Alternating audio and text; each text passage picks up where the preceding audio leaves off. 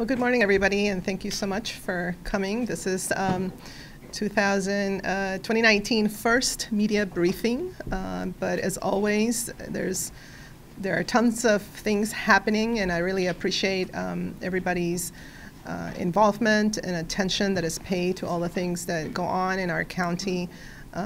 We had a really wonderful, I think, media luncheon in December, and I think that more than anything, want to express my appreciation for covering what is happening here, as well as amplifying many of the priorities that we have.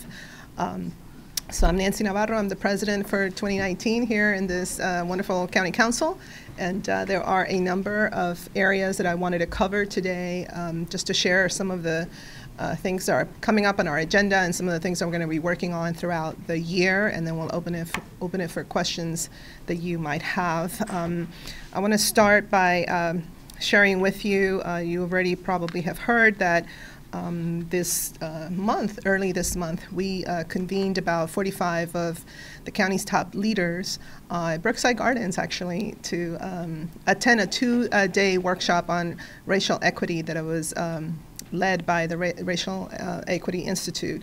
And this is really the kickoff event for our year-long work to adopt a piece of legislation that would establish a racial equity policy here in Montgomery County.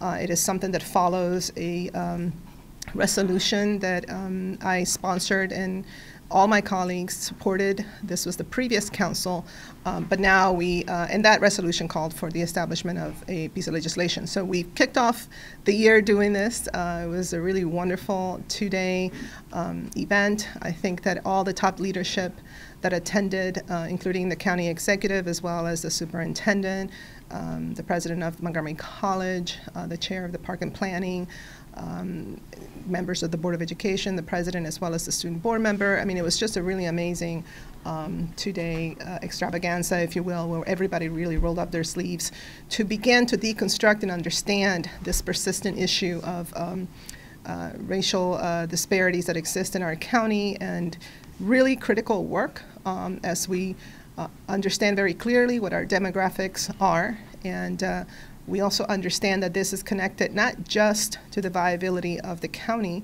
not just to the fact that we need to ensure that all our residents have access to opportunity, but also when we talk about economic development, we seem to forget that unless we make sure that our students are doing the best that they can, unless we make sure that the workforce of the county is such that we're filled with people who are qualified because they have access to opportunities, we then are not going to be able to achieve those goals. And so I think this is going to be deliberate work. We will embark on a very ambitious community engagement strategy this year. We have targeted March 13th as the day to hold a press conference, and that evening began with a town hall meeting.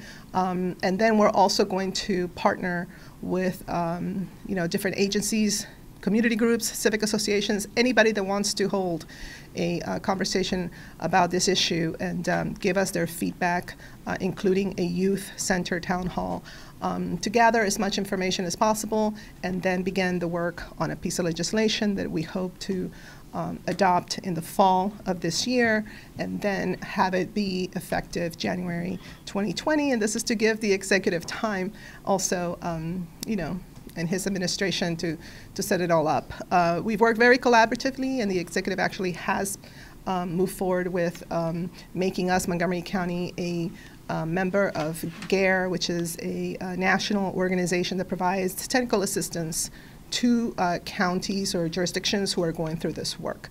And lastly, I will say that we're not going to reinvent the wheel, so we're also looking at those best practices, and we do have our Office of Legislative Oversight that has already published a report looking at that, and I've had the privilege of also meeting with folks from King County in Washington State to look at their experience. So this is a big deal. This is a lot of work, but I think it's something that is needed in the county and will help us further and hopefully begin structurally to reduce and eliminate many of the persistent disparities that exist thus far.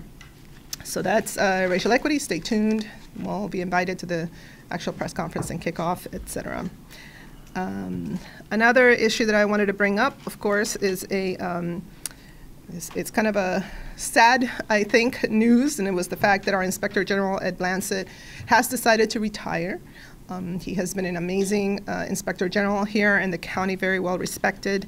He was first appointed in 2011 and then again in 2017.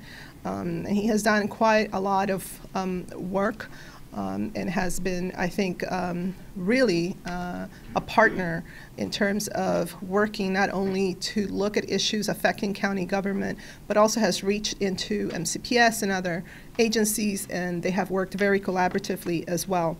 But he has decided to retire, and so we're going to begin the process of appointing a new Inspector General.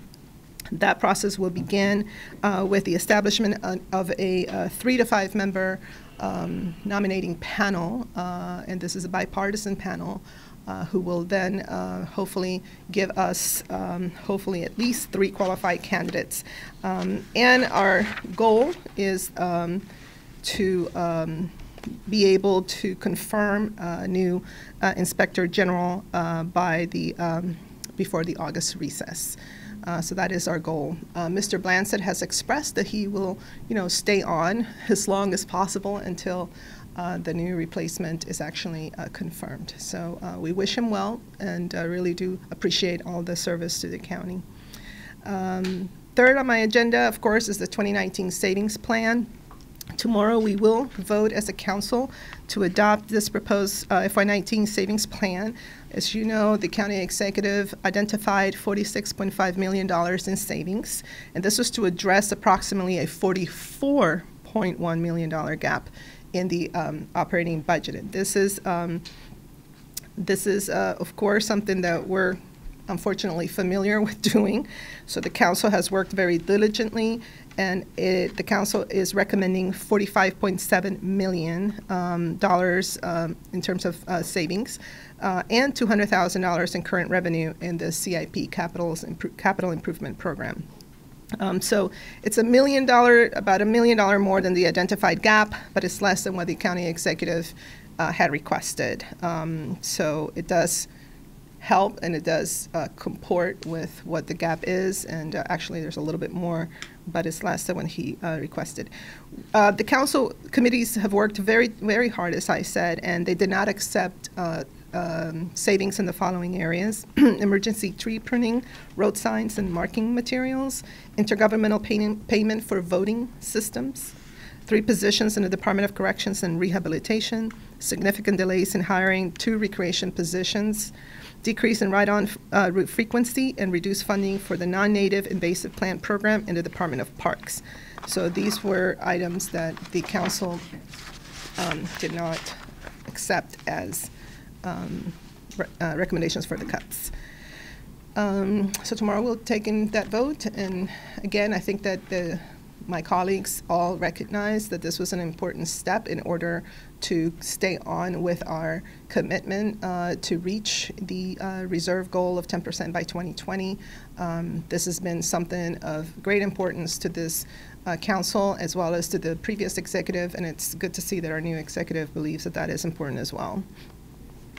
Then my next item has to do with this year is, as you know, it's an amendment year for our CIP, but we did take on in my committee the spending affordability guidelines for FY20 capital budget and amended FY19 to 24 CIP.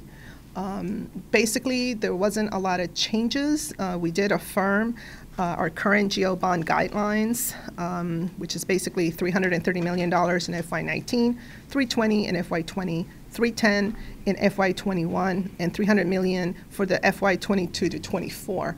And the reason why you see that ramp down is because we are also very concerned about our debt, and understand that in order to start moving to a positive direction, we have to be true and stay true the course of reducing those spending affordability guidelines.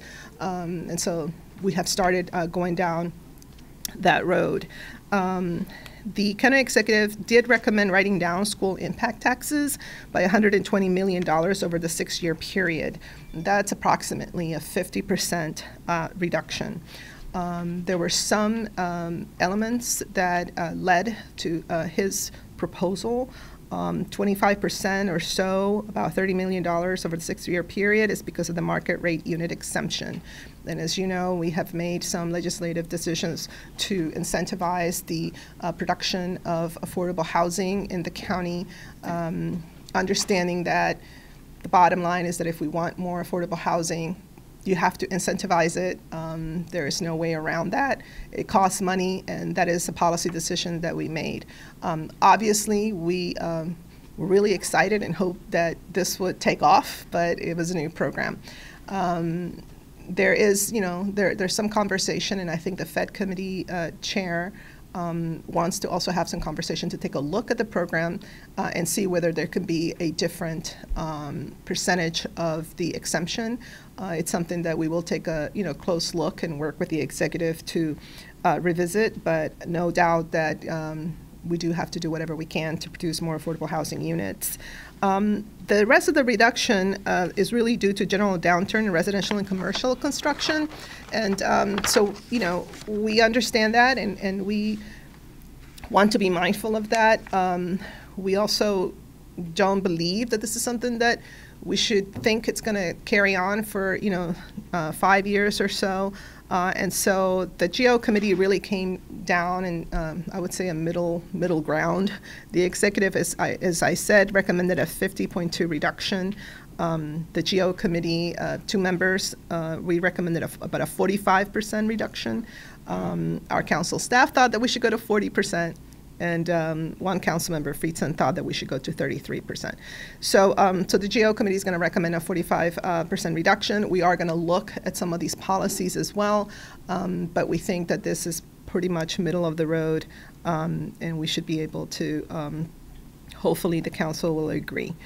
I think other than that, and I will say that the final decision for that would be February 5th. I think other than that, we're very, very happy that the federal shutdown, at least temporarily, has ended.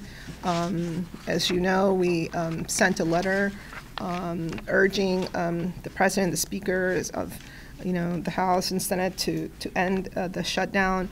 We obviously understand and are a community that is very generous, and many of my colleagues, including Councilmember Hucker, who is here, I know Councilmember Glass. Here's Councilmember Vice President Katz. I think all my colleagues made, not only individual efforts, but also council efforts to provide assistance and support to many of our workers.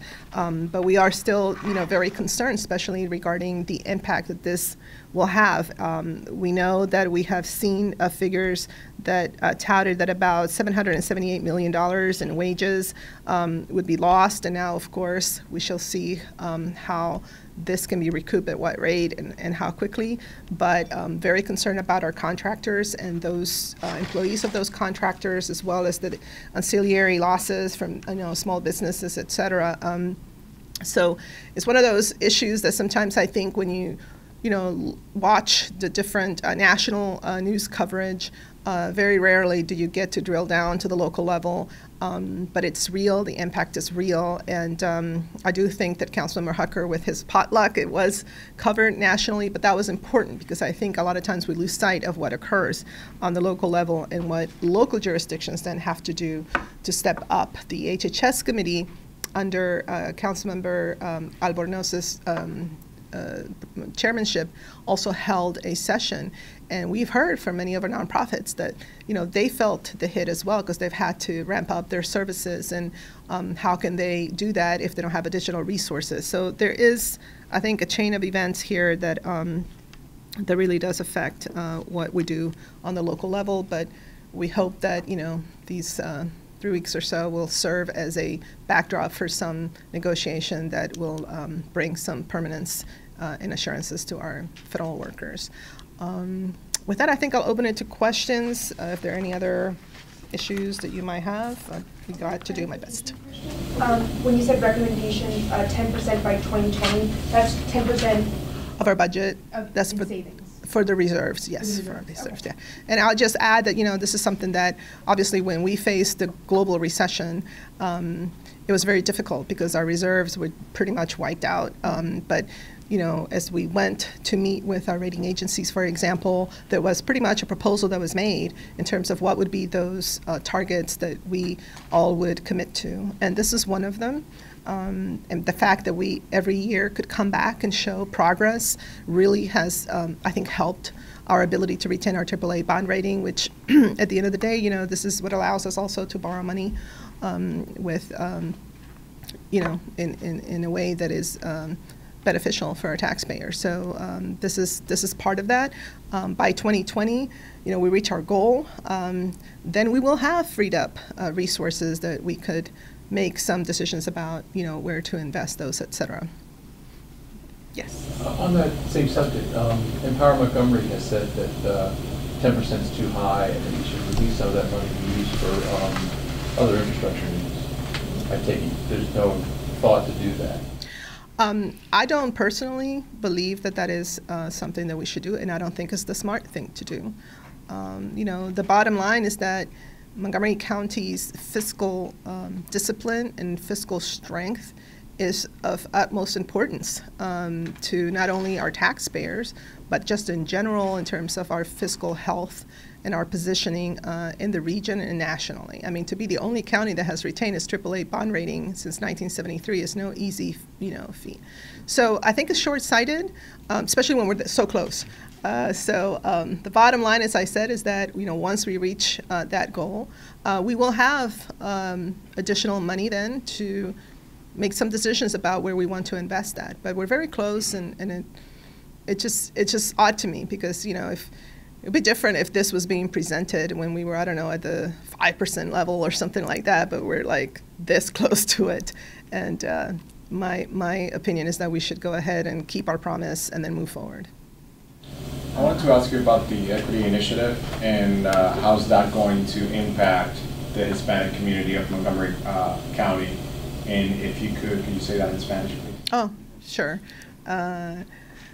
Sí, estamos trabajando para poder adoptar una legislación que va a establecer una política de equidad en el condado de Montgomery. Esto se va a hacer por medio de ley, lo cual es importante porque entonces empezamos a tratar todos los cambios estructurales necesarios para minimizar muchas de las disparidades que tenemos en el condado.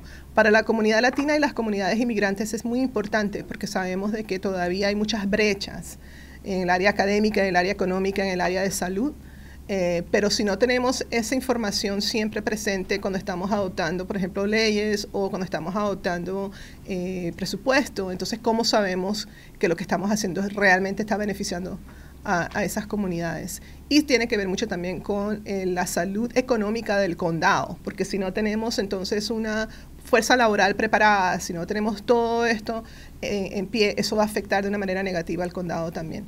Así que en ese sentido es algo muy importante para todos los residentes, pero sobre todo para nuestras comunidades de color y minorías inmigrantes.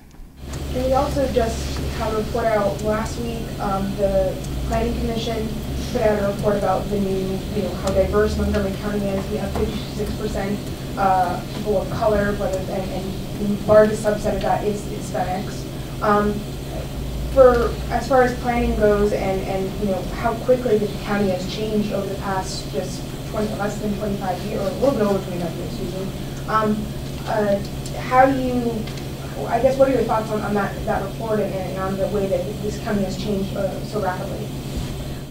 So first, let me say, you know, what I was saying in Spanish is that obviously we have to address these issues structurally because knowing who we are today in Montgomery County, knowing that we are a majority people of color county, but also realizing that many of the disparities continue to be exacerbated, obviously there's something that is not working. So we need to look at this, you know, structurally. But regarding this report, you know, it really just validates what all of us know. When we go meet, for example, with a Commission of Aging, it's very clear. We see the data. We know that this is a county that is getting older. You know, when we look at some of the data in education, we see how our African American students and our Latino students are just not doing as well as their white and Asian counterparts. When we look at access to healthcare, when we look at access to transportation, when we look at housing policies, it's all there. And so part of it is for us to really take a step back and decide to accept who we are in this county.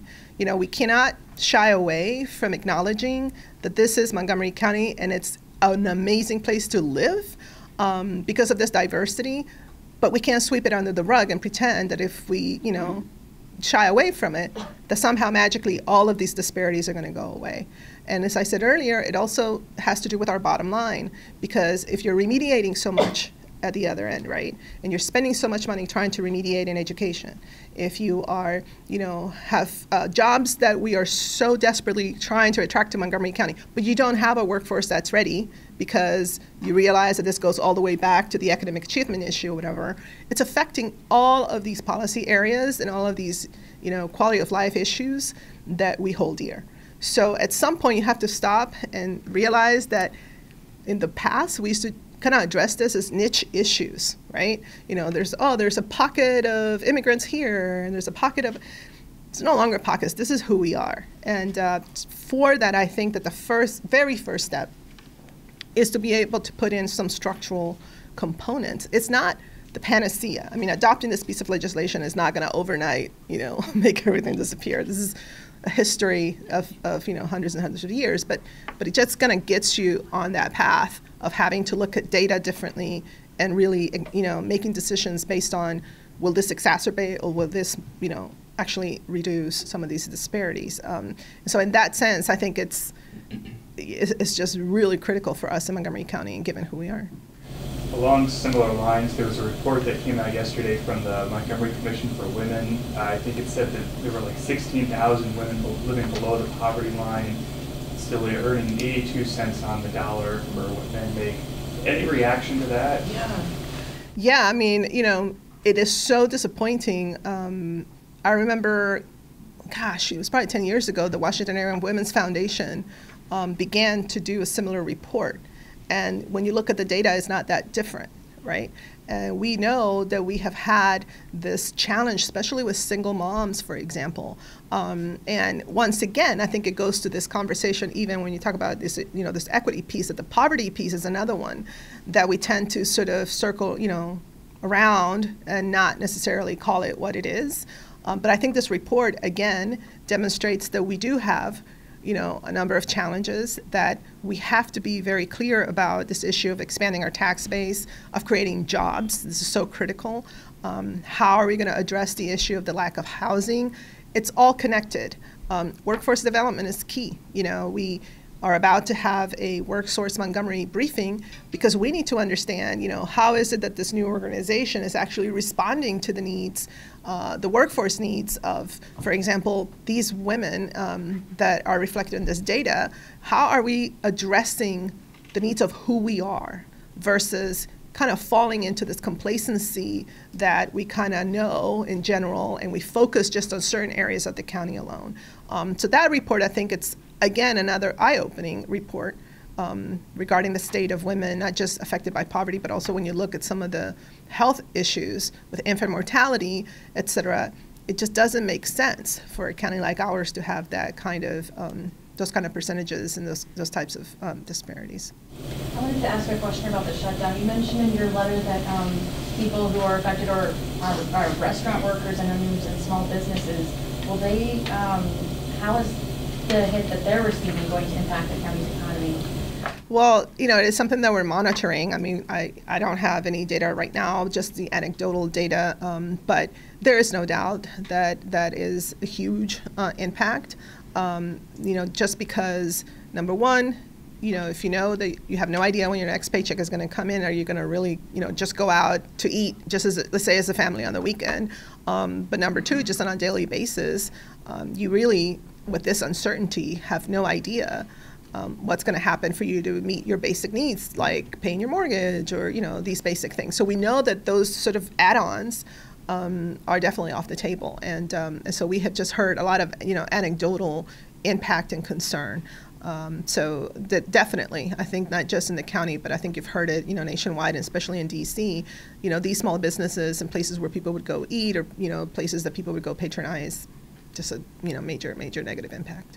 Do you think that well, just by nature, it's a temporary solution to and temporary anything with government shutdown, but like, what confidence, how confident are you that people are going to get, their back pay, specifically the people who are not federal employees? Like, will the county have to like pitch in and help, I don't know, pay people? I don't know.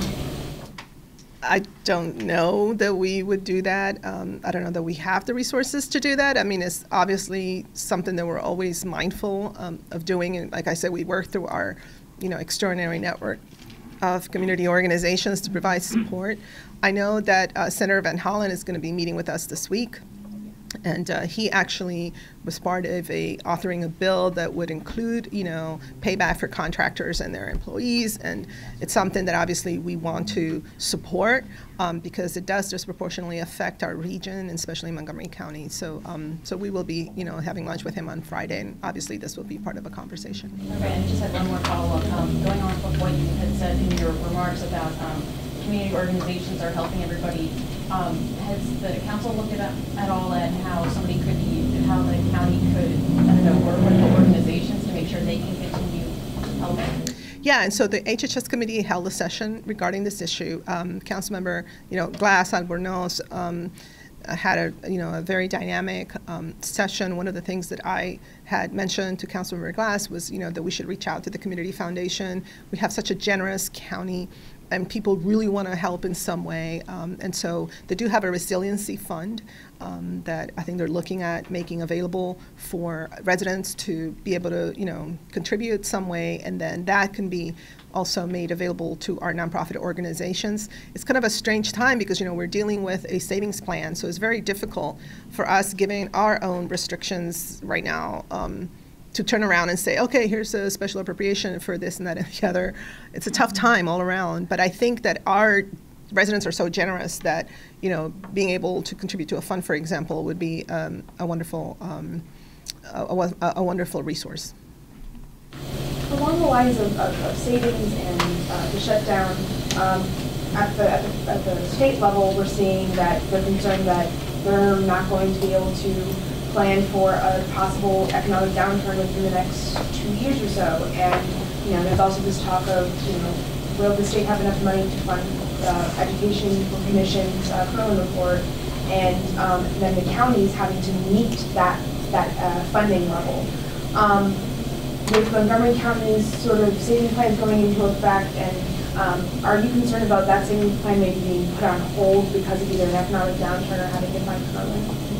I don't. I mean, we're going to take a vote tomorrow, and if anything, it really, I think, validates and reinforces the reason why we have to stay true to our commitment for our 10% reserves by 2020, because that's what it really is about, right? If we do hit a major downturn or something like that, having this reserve, it's going to be important. Nonetheless, I think the lesson there is that, or the cautionary tale, is that as we get into our, operating budget deliberations very shortly in March, we're all going to have to be really mindful of what that means, right? And what these external pressures mean for us here.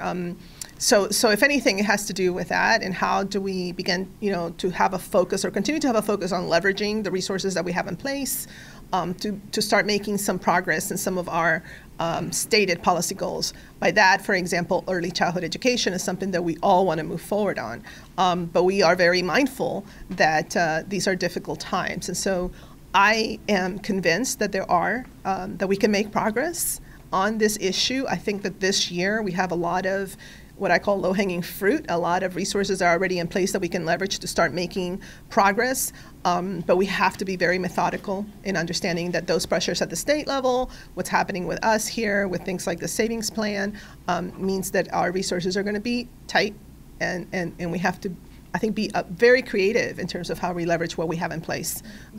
Just like the idea where we have, Latinos, people of color, and the rest of the community, it's all one community now. Yes. And you're saying you can't fix one thing here without it affecting something else. So that I guess that roundabout approach. Are you looking at that roundabout approach to deal with things like Curlin and potentially the economic downturn? Well, yeah. The good news in Montgomery County is that we have a lot of resources in place already. I think we have a very robust network of resources and programs.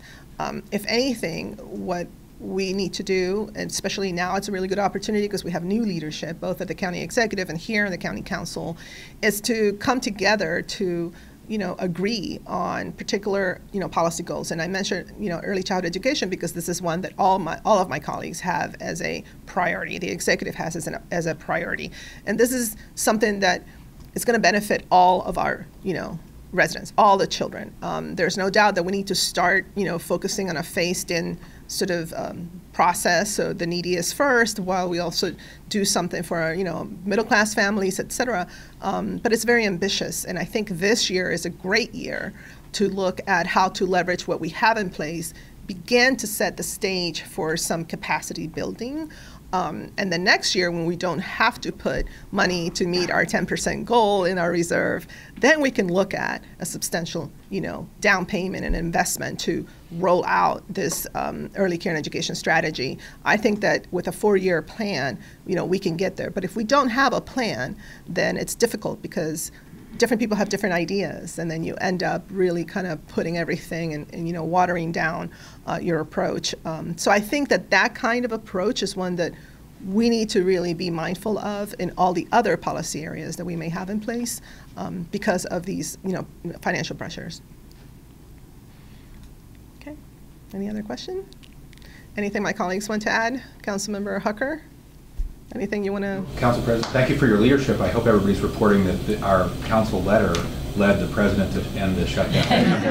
I hope so. I mean, it was pretty obvious, right? Absolutely. Somebody missed that. I'm so glad you brought it up. Council Vice President? No, anything? just to add to that, we probably should have sent it sooner, but otherwise, it was good. Yeah. Yes, indeed. Well, I will say, though, that both Councilmember Hucker and myself, we do serve on the board of directors of the Metropolitan Council of Governments. And 2 weeks ago, we did send a letter as the regional leadership. So there was a little bit of that already in place. But we're very happy that our letter made the difference. Well, thank you so much, everybody. Look forward to seeing you, and hopefully in 2 weeks. And in the meantime, if you have anything, of course, you're not shy about contacting us. So it's all good. Thank you.